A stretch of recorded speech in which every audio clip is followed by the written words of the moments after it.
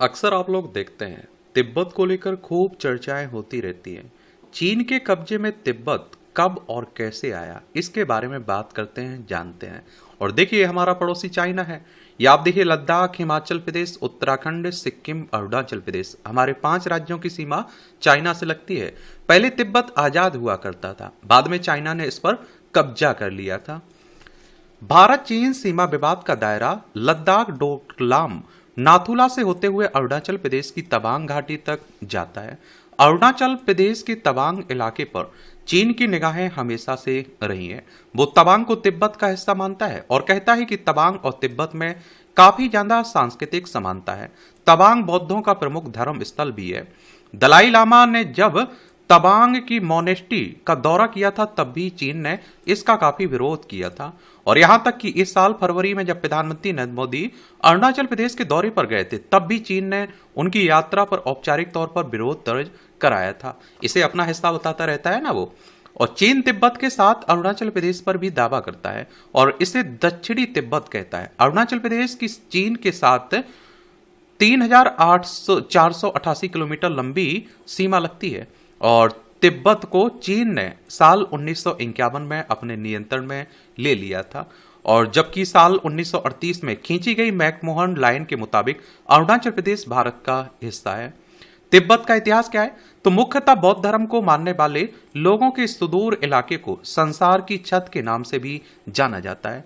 चीन में तिब्बत का दर्जा एक स्वायत्तशासी क्षेत्र के तौर पर है। चीन का कहना है कि इस इलाके पर सदियों से उसकी संप्रभुता रही है, जबकि बहुत से तिब्बती लोग अपनी वफादारी अपने निर्वासित आध्यात्मिक नेता दलाई लामा के प्रति रखते हैं।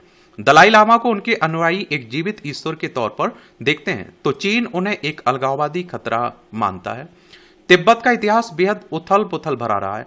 कभी वो एक खुद मुख्तार इलाके के तौर पर रहा, तो कभी मंगोलिया और चीन के ताकतवर राजवंशों ने उस पर हुकूमत की।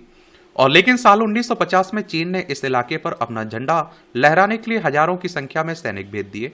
तिब्बत के कुछ इलाकों को स्वायत्तशासी क्षेत्र में बदल दिया गया और बाकी इलाकों को इससे लगने वाले चीनी प्रांतों में मिला दिया गया। लेकिन साल 1949 में चीन के खिलाफ हुए एक नाकाम विद्रोह के बाद 14वें दलाई लामा को तिब्बत छोड़कर भारत में शरण लेनी पड़ी थी, जहां उन्होंने निर्वासित सरकार का गठन किया। 60 और 70 के दशक में चीन की सांस्कृतिक क्रांति के दौरान तिब्बत के ज्यादातर बौद्ध विहारों को नष्ट कर दिया गया। माना जाता है कि दमन और सैनिक शासन के दौरान हजारों तिब्बतियों की जानें गई थी। और चीन तिब्बत विवाद कब शुरू हुआ? तो चीन और तिब्बत के बीच विवाद तिब्बत की कानूनी स्थिति को लेकर है। चीन कहता है कि तिब्बत 13वीं शताब्दी के मध्य से चीन का हिस्सा रहा, लेकिन तिब्बतियों का कहना है कि तिब्बत कई शताब्दियों तक एक स्वतंत्र राज्य था और चीन का उस पर नियंत्रण अधिकार नहीं रहा।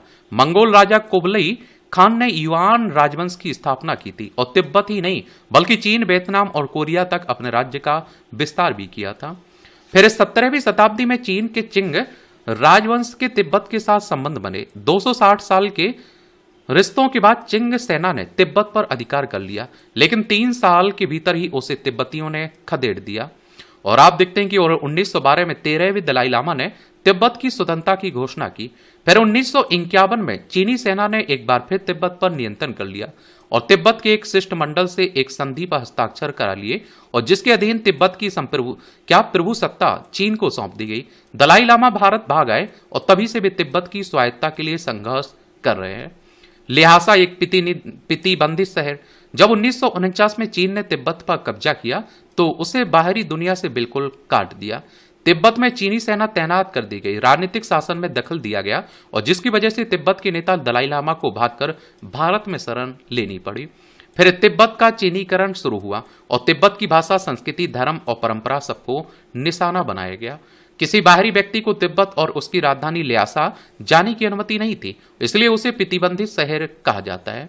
और विदेशी लोगों के तिब्बत आने पर यह पाबंदी 1963 में लगाई गई थी। हालांकि 1971 में तिब्बत के दरवाजे विदेशी लोगों के लिए खोल दिए गए थे। दलाई लामा की भूमिका। तो चीन और दलाई लामा का इतिहास ही चीन और तिब्बत का इतिहास है। सन 1409 में जो जे सिखाम्पा ने जयलग स्कूल की स्थापना की थी। इस स्कूल के माध्यम से बौद्ध धर्म का प्रचार किया जाता था। यह जगह भारत और चीन के बीच थी, जिसे तिब्बत नाम से जाना जाता है। और इसी स्कूल के सबसे चर्चित छात्र थे गेंदुम द्रुप और गेंदुम गेंद्रुन। आगे चलकर पहले दलाई लामा बने। बौद्ध धर्म के अनुयायी दलाई लामा को एक रूपक की तरह देखते हैं और इन्हें करुणा के प्रतीक के रूप में देखा जाता है। दूसरी तरफ इनके समर्थक अपने नेता के रूप में भी देखते हैं। दलाई लामा को मुख्य रूप से शिक्षक के तौर पर देखा जाता है। लामा का मतलब गुरु होता है। लामा अपने लोगों को सही रास्ते पर चलने की प्रेरणा देते हैं। तिब्बती बौद्ध धर्म के नेता दुनिया भर के सभी बौद्धों का मार्गदर्शन भी करते हैं। 1630 के दशक में तिब्बत के एकीकरण के वक्त से ही बौद्धों और तिब्बती नेतृत्व के बीच लड़ाई है। मंचू, मंगोल और ओइरात के गुटों में यहां सत्ता के लिए लड़ाई होती रही है और अंततः 5वें दलाई लामा तिब्बत को एक करने में कामयाब रहे थे। और इसके साथ ही तिब्बत सांस्कृतिक रूप से संपन्न बनकर उभरा था और तिब्बत के एकीकरण के साथ ही यहां बौद्ध धर्म में संपन्नता आई और जैलक बौद्धों ने 14वें दलाई लामा को भी मान्यता दी। दलाई लामा की चुनावी प्रक्रिया को लेकर भी विवाद रहा है। 13वें दलाई लामा ने 1912 में तिब्बत को स्वतंत्र घोषित कर दिया था और करीब 40 सालों के बाद चीन के लोगों ने तिब्बत पर आक्रमण किया और चीन का यह आक्रमण तब हुआ जब वहां 14वें दलाई लामा की चुनने की प्रक्रिया चल रही थी। तिब्बत को इस लड़ाई में हार का सामना करना पड़ा और कुछ सालों बाद तिब्बत के लोगों ने चीनी शासन के खिलाफ विद्रोह कर दिया या अपनी संप्रभुता की मांग करने लगे। हालांकि विद्रोहियों को इसमें सफलता नहीं मिली। दलाई लामा को लगा कि वह बुरी तरह से चीनी चंगुल में फंस जाएंगे और इसी दौरान उन्होंने भारत का रुख किया और दलाई लामा के साथ भारी संख्या में तिब्बती भी भारत आए और यह साल 1959 था और चीन को भारत में दलाई लामा को शरण मिलना अच्छा नहीं लगा। तब चीन में माओ से तुंग का शासन था। दलाई लामा और चीन के कम्युनिस्ट शासन के बीच तनाव बढ़ता गया। दलाई लामा को दुनिया भर से सहानुभूति मिल ली, लेकिन अब तक वह निर्वासन की ही जिंदगी जी रहे हैं। क्या तिब्बत चीन का हिस्सा है? तो आप देखते हैं चीन तिब्बत संबंधों से जुड़े कई सवाल हैं जो लोगों के मन में अक्सर आते रहते हैं, जैसे कि क्या तिब्बत चीन का हिस्सा है? चीन के नियंत्रण में आने से पहले तिब्बत कैसा था और इसके बाद क्या बदल गया? तिब्बत की निर्वासित सरकार का कहना है कि इस बात पर कोई विवाद नहीं है। इतिहास के अलग अलग कालखंडों में तिब्बत विभिन्न विदेशी शक्तियों के प्रभाव में रहा था। मंगोल और नेपाल के गोरखाओं, चीन के मंचू राजवंश और भारत पर राज करने वाले ब्रिटानी शासक, सभी को तिब्बत के इतिहास में कुछ भूमिकाएं रही हैं। लेकिन इतिहास के दूसरे कालखंडों में वो तिब्बत था जिसने अपने पड़ोसियों पर ताकत और प्रभाव का इस्तेमाल किया। इन पड़ोसियों में चीन भी शामिल था। दुनिया में आज कोई ऐसा देश खोजना मुश्किल है और जिस पर आप देखिए इतिहास के किसी दौर में किसी विदेशी ताकत का प्रभाव या आधिपत्य ना रहा हो। तिब्बत के मामले में विदेशी प्रभाव या दखलंदाजी तुलनात्मक रूप से बहुत ही सीमित समय के लिए रही थी, लेकिन चीन का कहना है कि 700 साल से भी ज्यादा समय से तिब्बत पर चीन की संप्रभुता रही। तिब्बत कभी भी एक स्वतंत्र देश नहीं रहा। दुनिया के किसी भी देश ने कभी भी तिब्बत को एक स्वतंत्र देश के रूप में मान्यता नहीं दी। जब भारत ने तिब्बत को चीन का हिस्सा माना, इस साल 2003 के जून महीने में भारत ने यह आधिकारिक रूप से मान लिया था कि तिब्बत चीन का हिस्सा है और चीन के राष्ट्रपति जियांग जेमिन के साथ तत्कालीन प्रधानमंत्री अटल बिहारी वाजपेयी की मुलाकात के बाद भारत ने पहली बार तिब्बत को चीन का अंग मान लिया था। हालांकि तब यह कहा गया था कि यह मान्यता परोक्षी है, लेकिन दोनों देशों के बीच रिश्तों में इसे एक महत्वपूर्ण कदम के तौर पर देखा गया था। वाजपेयी जियांग जेमिन की वार्ता के बाद चीन ने भी भारत के साथ सिक्किम के रास्ते व्यापार करने की शर्त मान ली थी और तब इस कदम को यूं देखा गया कि चीन ने भी सिक्किम को भारत के हिस्से के रूप में स्वीकार कर लिया है। भारतीय अधिकारियों ने उस वक्त कहा था कि भारत ने पूरे तिब्बत को मान्यता नहीं दी, जो कि चीन का एक बड़ा हिस्सा है, बल्कि भारत ने उस हिस्से को ही मान्यता दी जिसे स्वायत्त तिब्बत क्षेत्र माना जाता है।